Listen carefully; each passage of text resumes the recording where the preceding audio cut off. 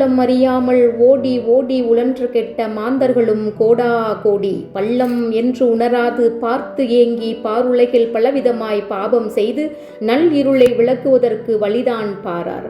நதிகளெல்லாம் நீராடி நைந்து சென்று கள்ளமுடைய மனத்தவராய் கதைகள் பேசி காரணமாம் பூரணத்தை காணார் மட்டே.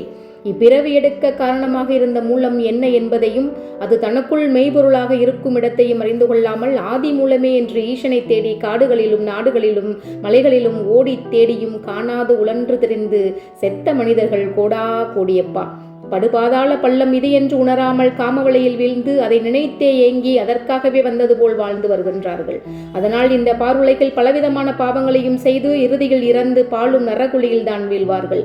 செய்த வினைகள் தன்னை நல் இருளாக சூழ்ந்து துன்பப்படுவதையும் உணர்ந்தும் அவ்விருளை விளக்கி ஒளியை பார்த்து துயர் போக்கும் இறைவனை சேரும் வழிகளை பார்க்க மாட்டார்கள். பாவம் தீரவென்று புண்ணிய நதிகள் எல்லாம் தேடிச் சென்று நயந்து மூழ்குவார்கள். கள்ள எண்ணங்களை நெஞ்சில் வைத்துக் கொண்டு உள்ளொன்று வைத்து புறமொன்று பேசி பற்பல கதைகளையும் காவியங்களையும் படித்துவிட்டு போதனைகள் செய்வார்கள்.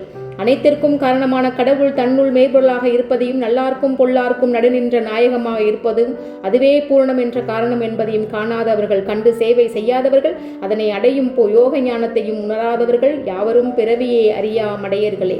பட்டது என் நேரமும் சிவனையே நினைத்திருப்போம். ஓம் நம சிவாய.